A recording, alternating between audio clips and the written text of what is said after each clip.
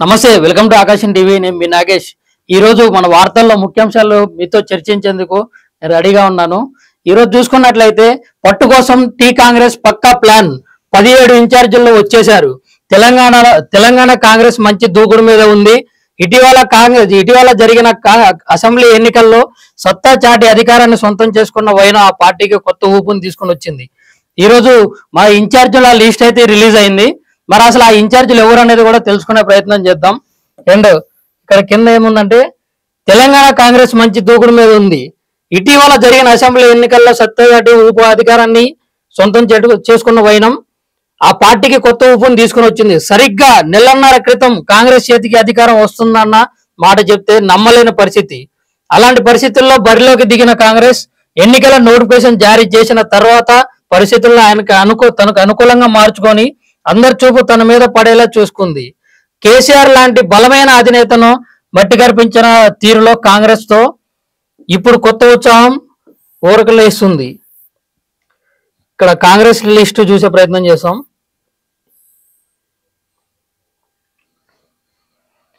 Okay, parliament స్థానం incharge నేత ఆదిలాబాద్ నుంచి సీతక్క ఇన్ఛార్జిగా ఉన్నారు.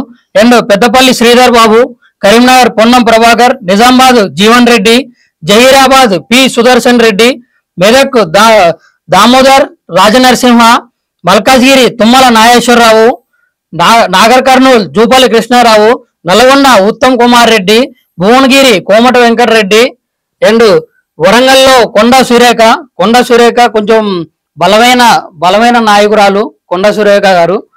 అండ్ ఇక మరో 6 నియోజకవర్గాల విషయానికి వస్తే 2 నియోజకవర్గాలకు ఒక్కొక్కరు చెప్పున ఇన్ఛార్జీలను నియమించడం గమనార్హం. చేవల్ల మహబూబ్ నగర్ నియోజకవర్గాలకు ముఖ్యమంత్రి రేవంత్ రెడ్డిని, హైదరాబాద్ సికింద్రాబాద్ నియోజకవర్గాలకు మన ఉప ముఖ్యమంత్రి బట్టి విక్రమార్కను నియమించారు. ఇక మహిబాద్ ఖమ్మం స్థానాల పార్లమెంట్ ఇన్ఛార్జిగా మంత్రి పొంగులేటి శ్రీనివాసరెడ్డి గారిని నియమించడం అయితే నిర్ణయం తీసుకుంది.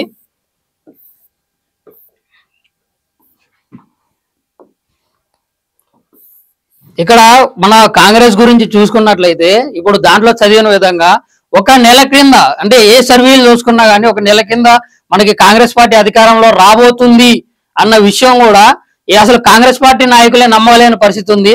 ఆ విధంగా ప్రజా తీర్పునైతే ఇచ్చారు. అది మాత్రం ఇప్పటికైనా కానీ ఏ రాజకీయ నాయకులైనా కానీ ప్రజల వద్ద నుండి ప్రజాపాలన చేయాలని చెప్పేసి కోరుకుంటా ఉన్నా. ఇప్పుడు రేవంత్ రెడ్డి గారు వచ్చిన తర్వాత 2 రోజులకే ప్రజా దర్బార్ అని చెప్పి ప్రజా సమస్యలన్నింటినీ కూడా తెలుసుకునే ప్రయత్నం చేస్తా ఉన్నారు. ఏంటంటే ఇది కొత్త కాపురం లెక్క కాకుండా కనీసం అదే పాలన కొనసాగించాలని చెప్పేసి కాంగ్రెస్ పార్టీని కోరుతా ఉన్నాం.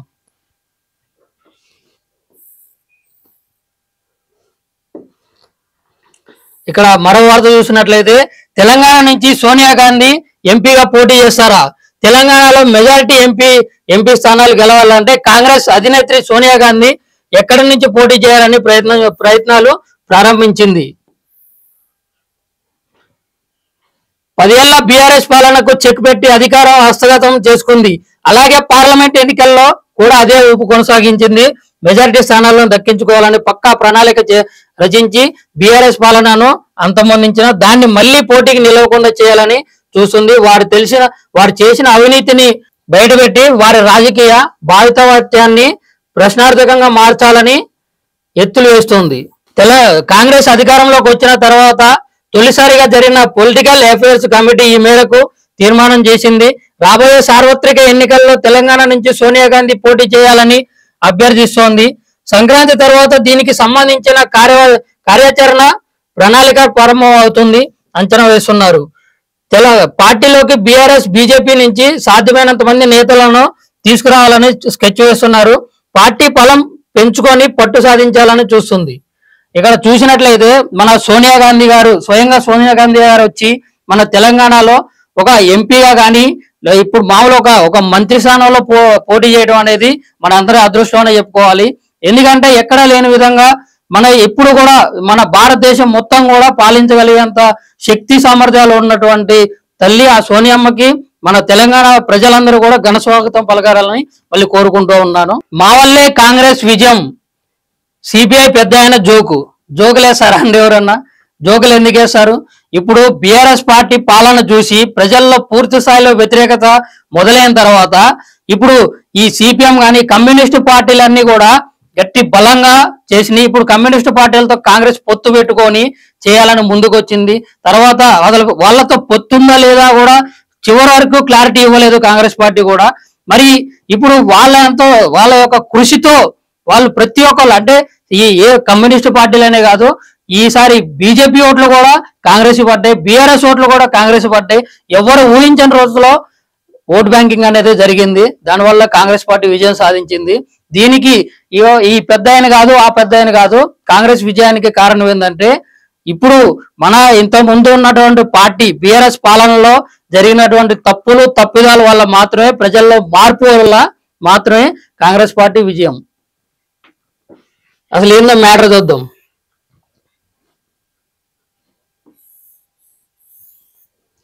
చివరి వరకు క్లారిటీ లేదనమాట. ఏది కమ్యూనిస్ట్ పార్టీలతో పొత్తు ఉంటుందా ఉండదా అని చెప్పేసి చివరి వరకు క్లారిటీ ఇవ్వకపోవడం అనేది అది వాళ్ళు ఆలోచించుకోవాలా. మరి జలిమినీగా సాగిన 5 రాష్ట్రాల ఎన్నికలు ముగిసిన కొత్త ప్రభుత్వాలు కొలువుదీరాయి.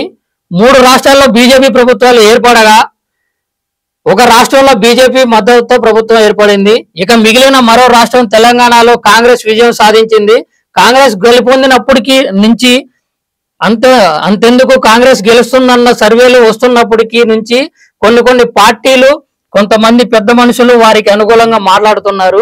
కొందరు మాటలను అంతగా పట్టించుకోకుండా మరికొందరి వ్యాఖ్యలను కాంగ్రెస్ శ్రేణులు ఆశ్చర్యానికి గురి చేస్తున్నాయి. దాంట్లో ఆశ్చర్యం ఏముంది? కమ్యూనిస్టు పార్టీలతో పొత్తు పెట్టుకున్నారు, వాళ్ళంత కృషి వాళ్ళు చేశారు అంటే మొత్తం మేమే చేసినాం అని చెప్పేసి అనుకోవడం కూడా ఈ కాంగ్రెస్ పార్టీ ఎమ్మెల్యేలు ఎవరైతే పెద్ద నాయకులు ఉన్నారో సీనియర్ నాయకులు ఉన్నారో వాళ్ళకి ఇది తప్పని చెప్పేసి చెప్తా ఉన్నా.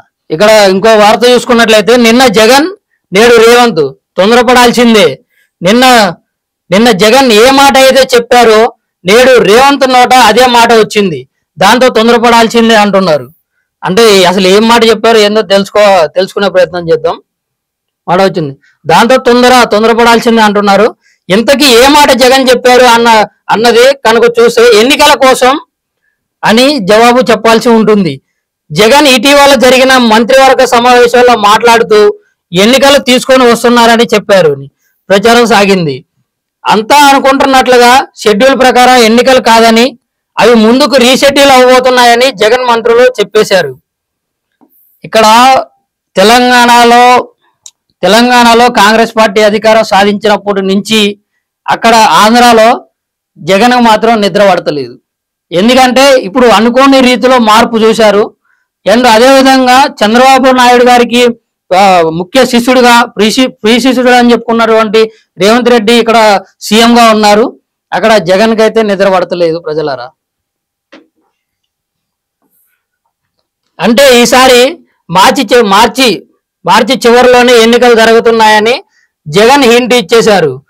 దానికి కారణాలు అయితే ఆయన వివరించినట్లుగా వైసీపీ వర్గాల నుంచి ఏ సమాచారం అయితే లేదు. కానీ అసెంబ్లీ ఎన్నికలు గతసారి కంటే 10 నుంచి 15 రోజులు ముందుకు జరుగుతాయని కూడా చెప్పారు. 2019లో ఏప్రిల్ 11న ఎన్నికలు జరిగాయి. ఈసారి మార్చి నెలాఖరులో జరగవచ్చు అని ఒక సారాంశం అయితే వచ్చేసింది.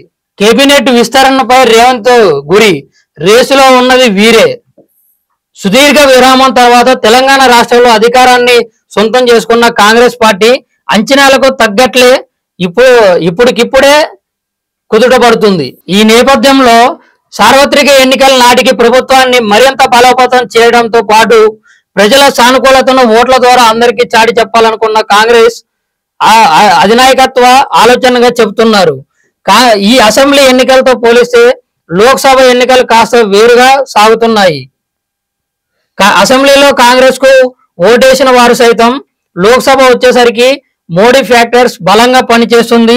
ఇదే విషయం 2019 సార్వత్రిక ఎన్నికల వేళల్లోనూ స్పందించింది. 2018లో నాటి టిఆర్ఎస్ ఇప్పుడు బీఆర్ఎస్ కు చక్కటి మెజారిటీతో ఎన్నికల్లో విజయం సాధించగా 2019లో జరిగిన సార్వత్రిక ఎన్నికల్లో మాత్రం అందుకు భిన్నమైన ఫలితం ఎదుర్కోవడం తెలిసిందే.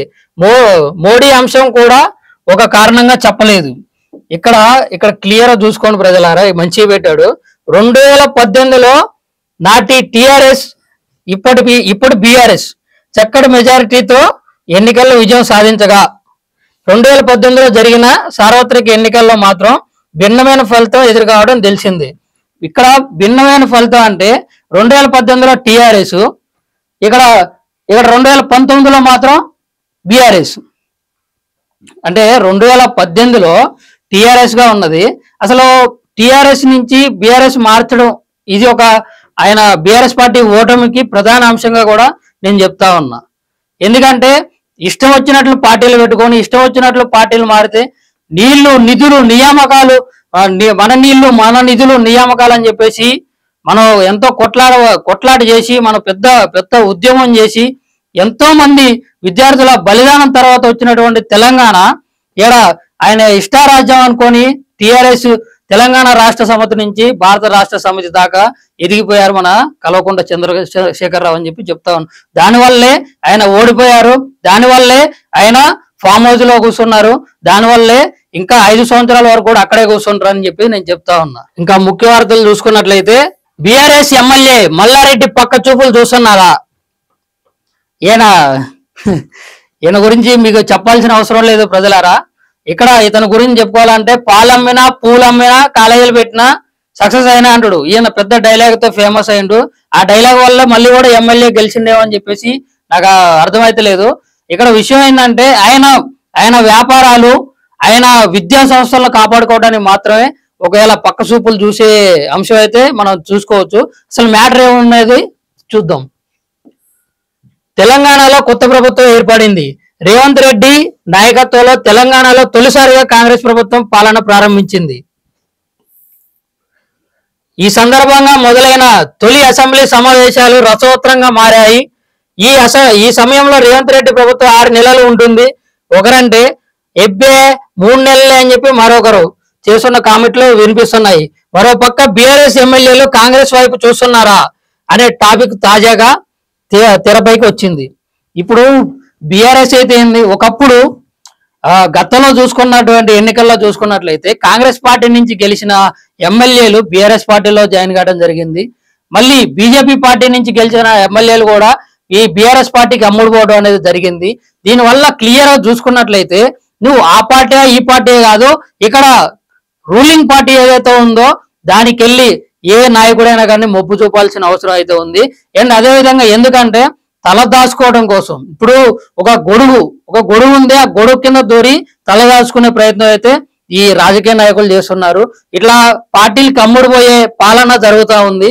ప్రజలు కూడా ఇప్పుడు ఏ పార్టీలో నుంచి ఏ పార్టీలో పోతున్నారో కూడా ఇక్కడ ప్రజలు గమనిస్తా ఉన్నారు. నెక్స్ట్ ఆ పార్టీ నుంచి మళ్ళీ ఏంటంటే కబుర్లు చెప్తారు. అంటే మా నియోజకవర్గం అభివృద్ధి చెందడానికి నేను ఈ నిర్ణయం తీసుకున్నా అని చెప్పేసి ఈ మాయమాటలు చెప్తారు. ఈ మాయమాటలు చెప్తే వినేటటువంటి ప్రజలు కాదు, ప్రజల్లో పూర్తి స్థాయిలో మార్పు వచ్చిందని చెప్పేసి నేను చెప్తా ఉన్నా. తెలంగాణలో కాంగ్రెస్ ప్రభుత్వం త్వరలో కూలిపోయే అవకాశాలు ఉన్నాయని బీఆర్ఎస్ నేతల నుంచి కామెంట్లు వినిపిస్తున్న నేపథ్యంలో అసలు వారికి ఉన్న మెజారిటీ మేజిక్ ఫిగర్ కంటే 4 స్థానాలే అని మరొకరు అంటున్న సమయంలో బీఆర్ఎస్ నుంచి గెలిచిన మాజీ మంత్రి మల్లారెడ్డి కాంగ్రెస్ వైపు చూస్తున్నారా అనేది చర్చ తెలంగాణ రాజకీయాల్లో మొదలైంది. రైట్, ఇక్కడ చూసుకున్నట్లయితే ఇటీవల మల్లారెడ్డిపై భూ కబ్జా కేసు నమోదైన సంగతి తెలిసిందే. అయితే అది కక్ష సాధింపు చర్య కాదని చట్టం తన పని తాను చేసుకుపోతుందని అంటున్నారు. ఈ సమయంలో మల్కాజ్గిరి నుంచి గెలిచిన తన అల్లుడు మరి రాజశేఖర్ రెడ్డి వెంట పెట్టుకొని కాంగ్రెస్ లోకి వెళ్లారని మల్లారెడ్డి చూస్తున్నారా అంటూ తెలంగాణ రాజకీయాల్లో చర్చ మొదలైంది. ఇప్పుడు కబ్జాలు మల్లారెడ్డిపై ఉన్నటువంటి పూర్తి స్థాయిలో కూడా ఎవ్వరు కూడా ప్రజలారా మీరు గమనించండి, పాలమ్మి పూలమ్మి ఎవరు సక్సెస్ కాలేరు. నేను మల్లారెడ్డిని సక్సెస్ అయినా అని చెప్తుండు. అట్లా అయితే ఇప్పుడు పాలమ్మిన వాళ్ళు చాలా మంది ఉన్నారు రోడ్ల మీద, పూలమ్మిన వాళ్ళు అదే రోడ్ల మీద ఇంకా 30-40 సంవత్సరాల నుంచి కూడా అదే ఉపాధిగా భావించి వాళ్ళు పనులు చేస్తా ఉన్నారు. వాళ్ళు ఎందుకు సక్సెస్ కాలేదు, ఈ మల్లారెడ్డి ఈయన ఎందుకు సక్సెస్ అయ్యింది అనేది మీరు ఆలోచించండి ఒకసారి. ఇగో ఈయన ముఖం చూడండి, పాలమ్మిన ముఖం అవుతుంది.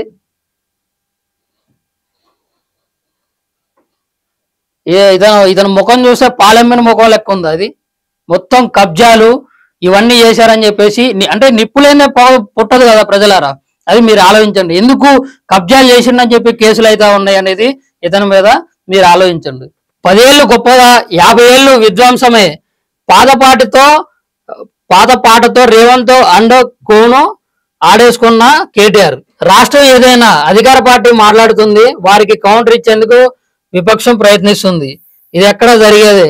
మొన్నటిదాకా కాంగ్రెస్ వాళ్ళు కానీ బీజేపీ నుంచి కానీ బండి సంజయ్ గారు కానీ గట్టిగా ఇట్లా వాళ్ళకి ఆపోజిషన్ గా నిలబడ్డదైతే మీరు చూశారు. ఇప్పుడు అధికార పార్టీలో ఉన్న వాళ్ళే కాంగ్రెస్ పార్టీకి ప్రతిపక్షంగా తయారయ్యి ఇట్లా కామెంట్లు, సెటైర్లు. మీరు ఒక రాజకీయ నాయకుల, మిమ్మల్ని నమ్ముకొని ప్రజలు ఓట్లేశారు, మీరేం చేస్తున్నారు? కొట్లాడుతున్నారు, సెటైర్లు వేసుకుంటున్నారు, కనీసం ఒక మానవత్వం లేకుండా మాట్లాడుతూ ఉన్నారు. అవి రికార్డ్ అవుతున్నాయి, వాటిని ప్రజలందరూ చూస్తున్నారు. జాగ్రత్తగా మాట్లాడాలనేది లేదు. నేకంటే నేను ఎక్కువ, నీకంటే నేను ఎక్కువ అన్నటువంటి పరిస్థితులు ఉన్నాయి. దానికి సిగ్గుండాల. ఏందో మ్యాటర్ ఏందో చూద్దాం. రాష్ట్రం ఏదైనా అధికార పార్టీ మాట్లాడుతుంది, వారికి కౌంటర్ ఇచ్చేందుకు విపక్షం ప్రయత్నిస్తుంది. వారి నోటి నుంచి మాటలు కూడా రాకుండా చేసింది. వారి గొంతున పవర్లో నొక్కేయడం, అందుకు ప్రతిఘటిస్తే బల్డోస్ చేసే వైనం చూస్తున్నది. అందుకు భిన్నంగా విపక్షం మాట్లాడే మాటలను సావధానంగా వినడం, మధ్యలో రన్నింగ్ కామెంటరీలు, ఇప్పటికిప్పుడు పంచులతో విరుచుకుపడడం లాంటివి చేయకుండా ఉండడం మంత్రి కేటీఆర్ కు కలిసి వచ్చింది. తాను చెప్పాలనుకున్న విషయాన్ని చెప్పే టైం లభించకపోవడంతో తన పాత పాటనే మరింత ఘాటుగా మార్చి ముఖ్యమంత్రి రేవంత్ను ఒక ఆట ఆడుకున్న కేటీఆర్. ఆట ఆడుకోవడమే. మొన్న రేవంత్ రెడ్డి గారు ఏమన్నారంటే, వాళ్ళని సస్పెండ్ చేయొద్దు, వాళ్ళని బయటికి పంపించొద్దు, డోర్లన్నీ క్లోజ్ చేయండి, వాళ్ళకి మా మాటలు వినటమే వాళ్ళకి ఇచ్చే పనిష్మెంట్, వాళ్ళకి ఇచ్చే శిక్ష అదే, వాళ్ళని కూర్చోబెట్టండి అని చెప్పేసి రేవంత్ రెడ్డి గారు ఇచ్చారు. ఎందుకు అవన్నీ? మీరేం చేశారు, మీరేం చేయబోతున్నారు, దీని గురించి డిస్కషన్ చేయండి. వ్యక్తిగతంగా పోతున్నారు, వ్యక్తిగతంగా మాట్లాడుకోవడం అవసరం లేదని చెప్తా ఉన్నా.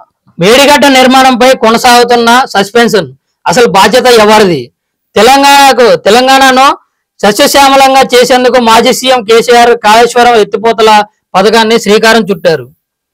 ఇక్కడ అంటే మామూలుగా ఒక ఇల్లు ఒక ఫ్లోర్ లో కనీసం ఒక 4 గదులు కట్టుకోవాలంటే దానికి ఒక ప్రత్యేకమైన ప్లానింగ్, దానికి కాంక్రీట్ ఎంత లోతులు వేయాలి, ఇంకా వీలైనంత బలంగా మేము పిల్లర్స్ వేయాలని చెప్పేసి చూస్తా ఉంటారు. మరి ఇన్ని 100 కోట్లు పెట్టి, ఇన్ని 1000 కోట్లు పెట్టి ఈ కాళేశ్వరం ప్రాజెక్ట్ లో మరి ఎందుకు అజాగ్రత్త జరిగింది బీఆర్ఎస్ ప్రభుత్వాలు అని చెప్పేసి అడుగుతా ఉన్నా. ఇక్కడ మ్యాటర్ ఏందో చూసుకున్నట్లయితే, తెలంగాణను సస్యశ్యామలం చేసేందుకు మాజీ సీఎం కేసీఆర్ కాళేశ్వరం ఎత్తిపోతల పథకానికి శ్రీకారం చుట్టారు. సుమారు 235 టీఎంసీల నీటిని ఎత్తిపోయడానికి దాని ప్రధాన లక్ష్యం. 2016 మే 2న దీనికి ఈ భారీ ప్రాజెక్టుకు శంకుస్థాపన చేశారు. 80,500 కోట్లు అంచనా వ్యయంతో సుమారు 13 జిల్లాలకు ప్రయోజనం చేకూరేలా రూపకల్పన చేశారు. కాళేశ్వరం ప్రాజెక్టు కొన్ని ఓరాబ్లు, పంపు హౌజులు, కాలువలు, సొరంగాల సమూహంగా చెప్పవచ్చు. ప్రస్తుతం ప్రపంచంలోనే అతిపెద్ద multi stage lift irrigation project ఇదే అనడంలో ఎలాంటి సందేహం లేదు. ప్రాణహిత గోదావరి నదుల సంగమం వద్ద ఉంది. ప్రధానంగా కాళేశ్వరం వద్ద గోదావరిలో కలిసే ప్రాణహిత దుమ్మునూరు వద్ద కలిసే ఇంద్రావతి నదిలో జలాల వినియోగం తెలంగాణ రాష్ట్రంలో 195 టీఎంసీల నీటిని వెనుకబడిచిన ప్రాంతాల్లో మళ్లించాలనే లక్ష్యంలో ఈ ప్రాజెక్టు రూపొందించడం అయినది. గోదావరి నీటిని వీలైనంత ఎక్కువగా వినియోగించుకోవడానికి వీలుగా ఈ ప్రాజెక్టుకు రూపొందించారు. LNT సంస్థ నిర్మాణాన్ని చేపట్టింది. ఇందులో ఒక ప్రాజెక్టే మేడిగడ్డ. దాంట్లో ఒకటే ప్రాజెక్ట్ అంట ప్రజలారా. ఈ ప్రస్తుతం అంతటా చక్కర్లు కొడుతున్నది. దీనికి కారణం ప్రాజెక్టు పూర్తయిన కొన్ని నెలలకే ఒక పిల్లర్ కుంగిపోయి వార్తల్లో నిలిచింది. కొన్ని నెలల్లోనే అది కుంగిపోవడం అయితే జరిగింది పిల్లర్ మేడిగడ్డలో. ఇక్కడ ఇంకో వార్త చూసుకున్నట్లయితే, బస్సుల్లో సీట్లు లేకపోవడంతో పురుషుల ధర్నా. ఎక్కడంటే నిజామాబాద్ జిల్లా ఆర్మూర్లోని ఆర్టీసీ బస్టాండ్ వద్ద ఓ వ్యక్తి ఆందోళనకు దిగాడు. బస్సుల్లో పురుషులకు ఒక్క సీటు కూడా లేదని ఆగ్రహం వ్యక్తం చేశాడు. అంటే బస్సుల్లో ఫ్రీ సీట్లు ఇచ్చేసరికి అందరు పోయి దాంట్లో కూర్చుంటున్నారు. పాపం పురుషులకి బస్ సీట్లు అయితే లేకపోతున్నాయి. ఇంకో వార్త చూసుకున్నట్లయితే అసెంబ్లీలో కేసీఆర్ పై సీఎం రేవంత్ విమర్శలు ఏమన్నారంటే అసలు తెలంగాణ ఇచ్చిందే తమ పార్టీతో అంటూ కాంగ్రెస్ తిప్పికొట్టింది. అసెంబ్లీ సమావేశంలో ఈ రోజు డిసెంబర్ 16న జరిగిన చర్చ అర్థవంతంగా ఉందని ప్రజలు హర్షం వ్యక్తం చేస్తున్నారు. ఒక మాట వాస్తవం, ఇప్పుడు నిన్న మొన్న కూల్చిన గేట్లు ఉన్నాయి కదా, ప్రజా దర్బార్ ప్రగతి భవన్ గేట్లు కూల్చివేసామని చెప్పి గొప్ప చెప్పుకుంటున్న కాంగ్రెస్, సరే తెలంగాణ కాంగ్రెస్ పార్టీ ఇచ్చిన తెలంగాణ ఇది నేను ఒప్పుకుంటున్నాం. కాకపోతే ఇక్కడ విషయం ఏంటంటే మీరు పెట్టిన గేట్లు మీరే తీసేశారు. అది కూడా మీరు ఆలోచించాలి. దాని గురించి గొప్పలు చెప్పుకోవాల్సిన అవసరం అయితే లేదు. కానీ తెలంగాణ ఇచ్చారు, కానీ 1200 మంది విద్యార్థుల బలిదానాలు తీసుకొని కాంగ్రెస్ పార్టీ తెలంగాణ ఇచ్చింది. ఈ ఉద్యమం ఆగేది కాదు, ఈ ఉద్యమం ఇంకా ఉధృతం అవుతుందని చెప్పేసి మీరు తెలుసుకున్నారు కాబట్టి, మీరు భావించారు కాబట్టి కాంగ్రెస్ పార్టీ ఆ రోజు తెలంగాణ ఇవ్వడం అయితే జరిగింది. అసలు నిజం ఇది. ప్రజాభవన్ అని చెప్పి డిప్యూటీ సీఎం కు ఇవ్వడం ఆ రేవంత్. అయితే 2 రోజుల క్రితం ప్రజాభవన్ కు డిప్యూటీ సీఎం బట్టి విక్రమార్కను కేటాయిస్తున్నట్లుగా ప్రకటన వెలువరిచింది. దీని మ్యాటర్ ఏందో చూద్దాం. తెలిసి తెలియకుండా విన్నంతనే చదివినంతనే ఒక అభిప్రాయానికి వచ్చేయడం పెద్ద తప్పు. అసలు ఏం జరిగింది, ఎలా జరిగింది, అలాంటి ప్రశ్నలతో చెక్ చేసుకోవడం కామెంట్లు చేసే ధోరణి ఈ మధ్యన ఎక్కువ అవుతోంది. తాజాగా తెలంగాణ రాష్ట్ర ముఖ్యమంత్రి రేవంత్ రెడ్డి విషయంలోనూ ఇదే తీరు వ్యక్తమవుతుంది. తాను ముఖ్యమంత్రి పదవిని చేపట్టినంతే సీఎం అధికారిక నివాసమైన ప్రగతి భవన్ ను మహాత్మా పూలే ప్రజాభవన్ గా మార్చడం, దాన్ని ప్రజల కోసం వినియోగిస్తామని చెప్పడం తెలిసిందే. మరో భవనాన్ని తాజాగా డిప్యూటీ సీఎం బట్టి విక్రమార్కను ఇందులోనే ముఖ్యమంత్రిగా కేసీఆర్ నివాసం ఉండేవారు. మిగిలిన 3 భవనాల్లో ఒక భవనాన్ని సీఎం క్యాంపు కార్యాలయంగా, రెండో దాన్ని ఎవరికైనా మంత్రికి కానీ లేదంటే రాష్ట్రానికి వచ్చే అతిథులకు వినియోగించుకోవడానికి కేటాయించారు. ఇందులో దివంగత ముఖ్యమంత్రి వైఎస్ నివాసం ఉండేవారు. మిగిలిన మూడో భవనంలో ఎస్సీ ఎస్టీ బీసీ విద్యార్థులకు స్కిల్ డెవలప్మెంట్ సెంటర్ ను ఏర్పాటు చేయనున్నారు. అంటే ప్రజాభవన్లోని 5 భవనాలు 5గురికి కేటాయించడం చూస్తే ఉన్న వనరులను పూర్తిగా వినియోగించుకునే తీరును సీఎం రేవంత్ ప్రదర్శించాలని చెప్పాలి. అంతేకాదు ఈ మొత్తం భవనాల సముదాయాన్ని గతంలో ముఖ్యమంత్రి నివాసంగా ఉండేది. ఇప్పుడు అర్థమైందా రేవంత్ తీసుకున్న నిర్ణయంలో అసలు మర్మం ఏముంది అక్కడ? అదే ప్రజలారా, ఈ రోజు ముఖ్యాంశాల గురించి చర్చించుకుందాం. మళ్ళీ నెక్స్ట్ మరో స్పీడ్ న్యూస్ లో కలుద్దాం. అంతవరకు సెలవు.